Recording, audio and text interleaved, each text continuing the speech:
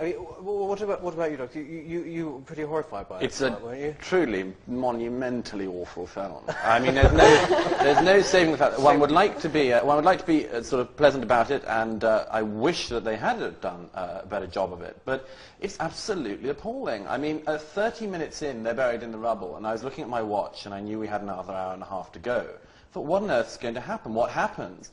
Are cringeworthy flashbacks, an incredibly ill-judged appearance of Jesus Christ with a water bottle for one of the men, which, I mean, it was just spine-crawling, and everything about the film struck me as misjudged. I was in America when it came out, and I remember noticing at the time that the reviews there were rather good, much better than they've been over here.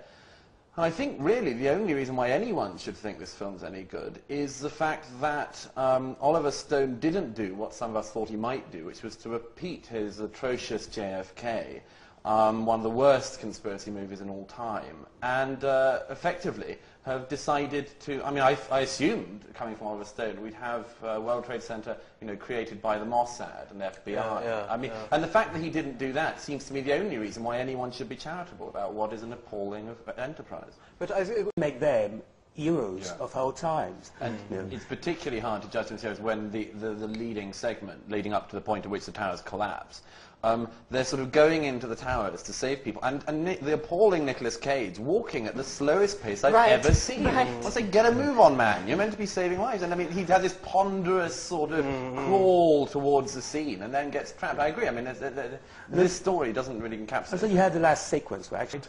Having been tested in this movie, did that happen? The thing is that it seems to me that, I mean, some people have been saying too soon. You know, a lot of New York audiences say it's too early. In some ways, actually, this film is too late. And we could have done with a film over the last few years that reminded people of the right side in the war on terror.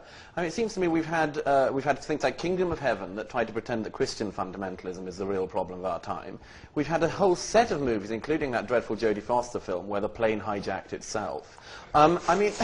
You know, we could have done with a film in the last 5 years, which actually reminded people why our armies are in Afghanistan and Iraq, why we have to fight this menace, and why we can't give up in the face of it. We could have done with some of these movies a few years ago. I think, I mean, but you have seen it. No, I refuse to see Flight 93 on principle. I mean, well, not on principle, really, just, I mean, gut instinct that I knew I was going to find it too upsetting. I feel that Flight 93 is an important thing to let people know about, because it really is the untold story of 9/11. But for somebody like me who works and writes on these areas, I mean, I felt I already had a good knowledge from the 9/11 Commission report and other things of what happened on that plane. It has to be said that, I mean, although, as I say, I just couldn't bear to sit through it, just I knew how upsetting I was going to find it. I do think that it is an important film because it is the single story of that day, really, that is an optimistic story, because it's the one thing that happened that day when every instrument of state let people down, and when inhumanity was thriving. There was one situation in which people stood up for themselves and said, we will not take this. And I think they're great heroes, and they're people that not just Americans, but a lot of Europeans could do with emulating. Yes, and also United 93 is out on DVD. But we should move on now. This is to a book. The attacks on London last year have since brought forth a number of books looking at the worldwide growth of Islamic terrorism.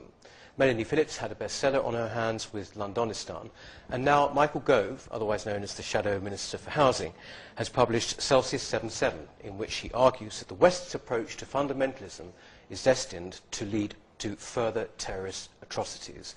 I think we've all read the book.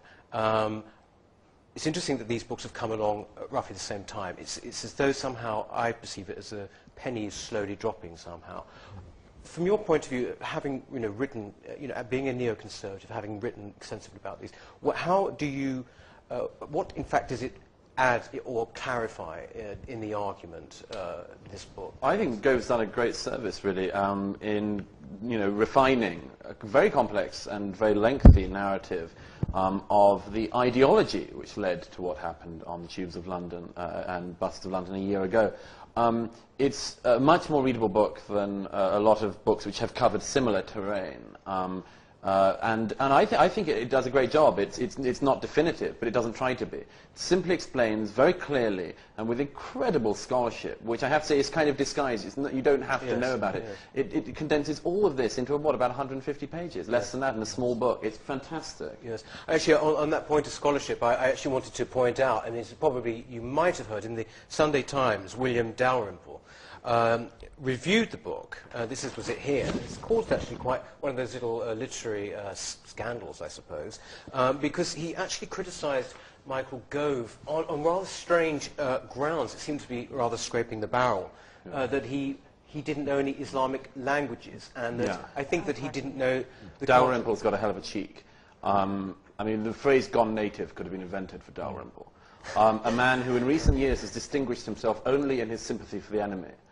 He wrote a disgusting piece, even more disgusting than this, in the New York Review of Books after Bernard-Henri Lévy's book about the murder of Daniel Pearl came out.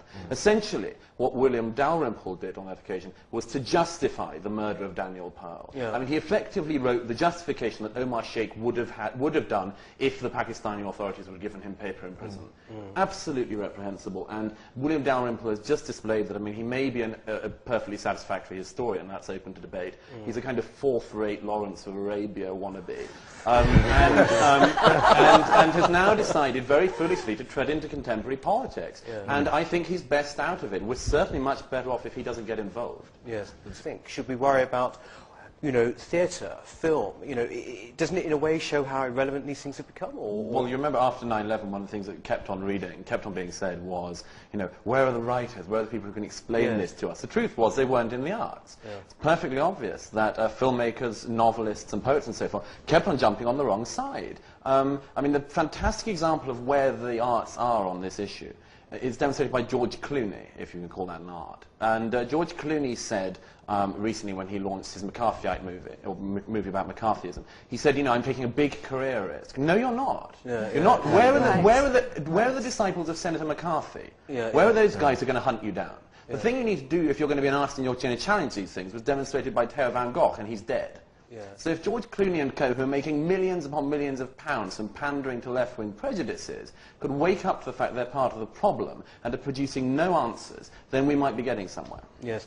It's a threat which can be defined. If this is a war between two sides, it would just be nice if we knew which side the artistic community was on. Yes. It would be nice if it was on our side. It would be nice, most of all, if they weren't, as La Fallaci used to say, the late great Oriana Fallaci, if they weren't quite so conspicuously simply phony revolutionaries, always saying they're challenging the status quo, but guess what? Turns out they haven't got the balls to actually challenge it seriously. Well, on that